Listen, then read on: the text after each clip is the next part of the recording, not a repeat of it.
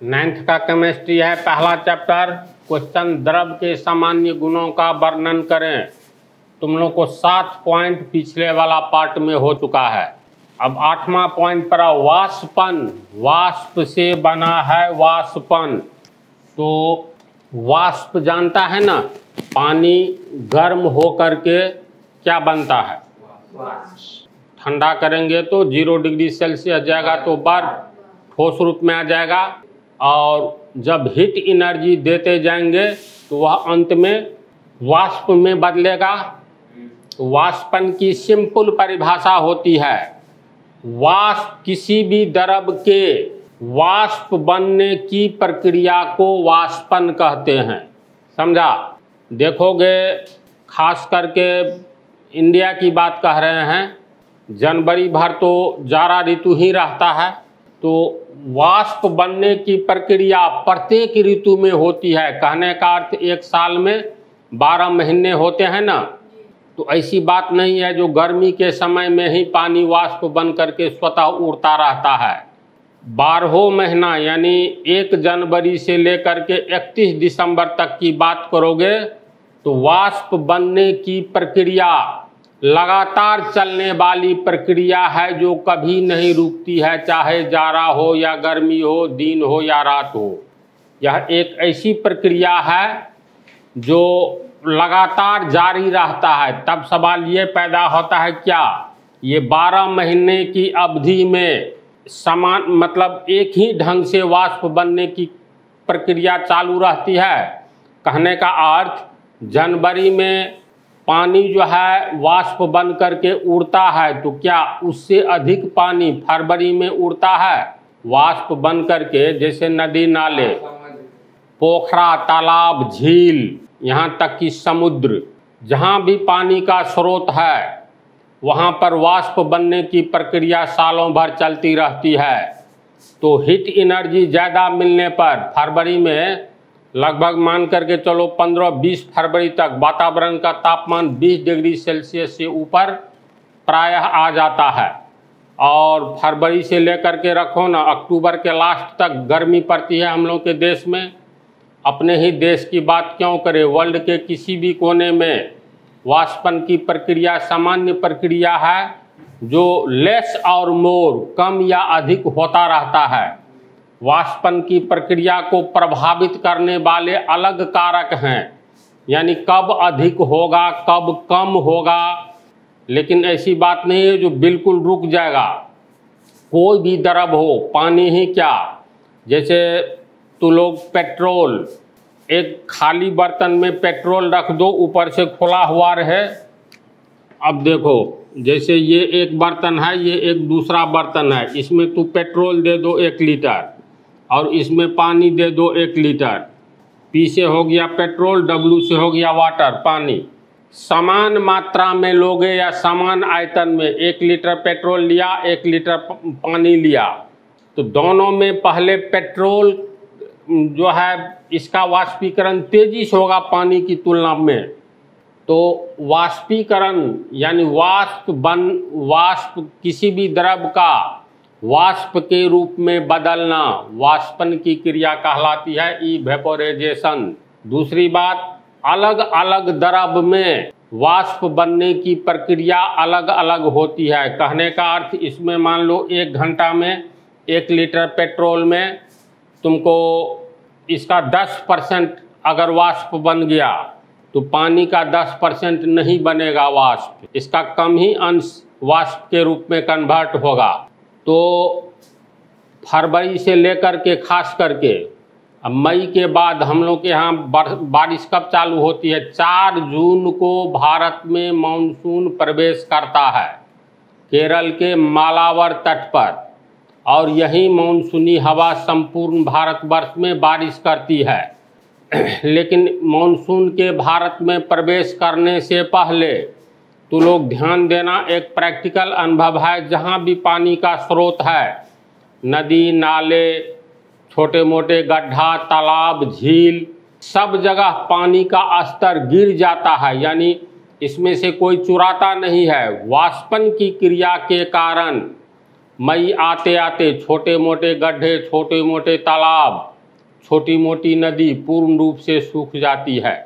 तो वाष्पन की क्रिया एक ऐसी क्रिया है जो लगातार चलने वाली प्रक्रिया है। एक प्रैक्टिकल करना, इसमें 100 ग्राम मान लो पानी ले लो, और मई के महीने में बहुत तेज़ धूप होती है न जी, मई के महीने में इसको तो धूप में छोड़ दो, 1.5-2 घंटा छोड़ोगे तो पता चलेगा पानी ही गायब हो गया। इसमें थोड़ा हम लोग नमक मिला दें इस पानी में, आगे पर बतलाएंगे NaCl, सोडियम क्लोराइड हम लोग नमक को कहते हैं। तो 100 ग्राम पानी दे दो और इसमें 10 ग्राम नमक दे दो, धूप में रख दो, तो कुछ समय के बाद पता चलेगा इसके पेंदी में एक उजला उजला परत जमा हुआ है। पानी तो वाष्प बन करके उड़ गया, लेकिन ये पेंदी में NaCl यानी नमक जो है उसका परत बैठ गया है। तो वाष्पन को प्रभावित करने वाले कितने कारक हैं इस पर अलग से बतलाएंगे। किस स्थिति में वाष्पन की प्रक्रिया सबसे अधिक होती है, नदी नाले, छोटे मोटे तालाब इत्यादि, इसका पानी गर्मी के समय में सूख जाता है, ऐसा क्यों होता है? तो वाष्प बनने की प्रक्रिया को वाष्पन कहेंगे। यह लगातार चलने वाली प्रक्रिया है, चाहे ठंडा ऋतु हो या गर्म ऋतु हो, ये लगातार चलती रहती है, इसको रोकना मुश्किल है। इसके बाद यह किस तापक्रम पर होता है, यानी किस टेम्परेचर पर वाष्पन की प्रक्रिया होती है?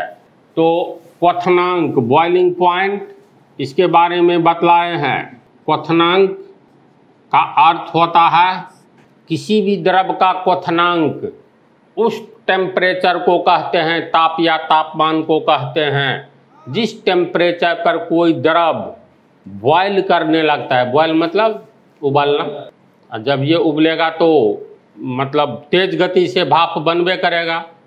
इजी है ना याद रखना, बॉयल से बना बॉइलिंग पॉइंट, यानी ऐसा टेम्परेचर जिस टेम्परेचर पर कोई भी लिक्विड द्रव बॉयल करने लगे अर्थात खौलने लगे। खौलेगा तो वाष्प बनेगा ही तेज गति से।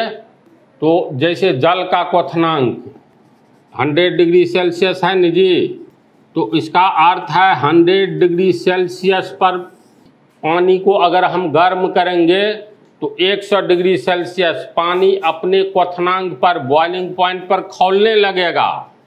लेकिन 100 डिग्री सेल्सियस से पहले ही ये वाष्पीकरण इसका होता रहता है। तो इसको हीट एनर्जी दो न दो, अधिक हीट एनर्जी दोगे तो वाष्पन की क्रिया तेज होगी, कम दोगे तो कम होगी। वाष्पन बहुत सारे फैक्टर वाष्पन को प्रभावित करता है। सतह का सरफेस एरिया ज़्यादा हो तो वाष्पन की क्रिया तेज होगी। जैसे ये एक बर्तन है और ये एक छोटा बर्तन है, इसमें भी 50 ग्राम पानी दोगे, इसमें भी 50 ग्राम पानी दो, तो बोलो ये पानी बहुत दूर में फैलेगा। इसके सतह का बहुत बड़ा बर्तन लो तो सतह का क्षेत्रफल बहुत ज़्यादा रहता है, यानी सरफेस एरिया ज़्यादा रहता है, और छोटा बर्तन का कम रहता है। दोनों में 50-50 ग्राम ही पानी है। दोनों को धूप में रख दो, दिन के 1 बज रहे हैं, पता चलेगा ये 1 बज करके मतलब 2 बजे तक इसका सब पानी उड़ चुका है और इसमें भी थोड़ा सा पानी बचा हुआ है, यानी सरफेस एरिया कम है। जैसे स्नान करके कपड़ा तो लोग धूप में पसारते हो ना, तो स्नान कर लो, शर्ट है या गंजी है, इसको फैलाना नहीं है, ये साफ करने वाला है। इसको इस स्टाइल में गाड़ करके ऐसे ही तार पर टांग दो, ऐसे, समझ गया। एक इतना ही बड़ा कपड़ा लो, इसको भी भिंगा करके गाड़ दो तार पर, इसको ऐसे फैला करके रख दो, तो दोनों में कुछ अंतर पा रहे हो, इसका सरफेस एरिया बढ़ गया। अभी जो इसको इस ढंग से किए हैं तो इसका सरफेस एरिया देखो तो कम है ना, तो सरफेस एरिया अधिक रहने पर वाष्पन की क्रिया अधिक होगी, सरफेस एरिया कम रहने पर वाष्पन की क्रिया कम होती है। इसीलिए हम लोग किसी भी कपड़े को खींचकर पूरा फैला करके धूप में देते हैं ताकि जल्दी वाष्पन की प्रक्रिया हो और जल्दी सूख जाए। पानी 100 डिग्री से नीचे भी वाष्प में बदलेगी, जब 100 डिग्री पे जाएगी तो पूरा वाष्प में।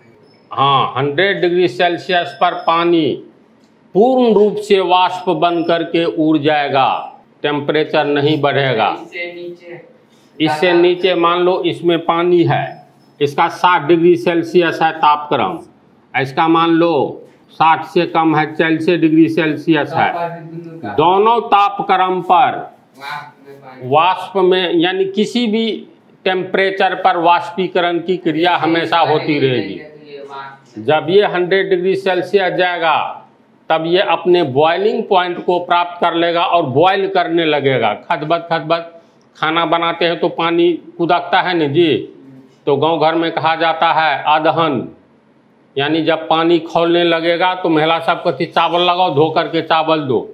प्रेशर कुकर में तो पानी और चावल एक ही साथ डाल देते हैं, लेकिन प्रेशर कुकर छोड़ करके ऐसा बर्तन जो बरसों से जिसमें खाना बनाया जाता रहा है, उसको हम लोग क्या करते हैं, खाना बनाने के टाइम में नीचे से हीट एनर्जी महिला सब देती है। जैसे ये कोई बर्तन है, इसमें मान लो स्टोव है, स्टोव से इसको गर्म कर रही है, ऊपर से अगर नहीं ढकेगी इसको ढक दिया जाता है। वेपर प्रेशर बतलाएंगे, जब ढक दिया जाता है तो ये पानी जब कुदकने लगेगा, खौलने का अर्थ क्या हुआ, पानी कुदकने लगता है बर्तन में तो कहते हैं खौलने लगा, चलो चावल दो या दाल बनाना है तो दाल दो। वाष्पन की क्रिया बॉइलिंग टेम्परेचर से किसी भी द्रव में, हर एक द्रव का बॉइलिंग टेम्परेचर अलग अलग होता है, क्वथनांक। तो वाष्पन की क्रिया क्वथनांक से नीचे भी होती है, समझा। इसके लिए कोई टेम्परेचर फिक्स नहीं है, और क्वथनांक पर तो कोई भी लिक्विड अपने क्वथनांक पर खौलने लगता है। वाष्पन का कंसेप्ट आ गया। अब नेक्स्ट पॉइंट आओ, इसको हम लिखा देंगे। पर जब खोलेगा तो वाष्प में तब तेज गति से चेंज होगा। जैसे विद्यार्थी सब पढ़ रहा होता है, लेकिन टीचर के आने पर उसके पढ़ाई की गति, उसका कंसंट्रेशन और अच्छा हो जाता है, सबसे तेज हो जाता है डर के मारे। ऐसे पहले टीचर नहीं है, कोई गप कर रहा है, कोई मोबाइल देख रहा है, तो क्वथनांक पर वाष्पन की क्रिया सबसे तेज होती है, बहुत तेज गति में वाष्प बनने लगता है। इसको प्रभावित, वाष्पन को प्रभावित करने वाला कारक जो है ना, ये अलग से बतलाएंगे। इसी में इसका डिफिनीशन ये सब लिखा देंगे, वैसे हम लिखा देते हैं। डिफिनीशन लिख दिए हैं, किसी भी द्रव का वाष्प के रूप में बदलना वाष्पन कहलाता है। सिंपल सी परिभाषा है, वाष्पन की क्रिया रूम टेम्परेचर, जैसे कमरे के ताप, रूम टेम्परेचर मीन्स अभी हम लोग इस रूम में है ना, इसका टेम्परेचर और बाहर में थोड़ा सा डिफरेंस होगा, तो रूम टेम्परेचर पर या क्वथनांक के नीचे के ताप पर भी होता रहता है।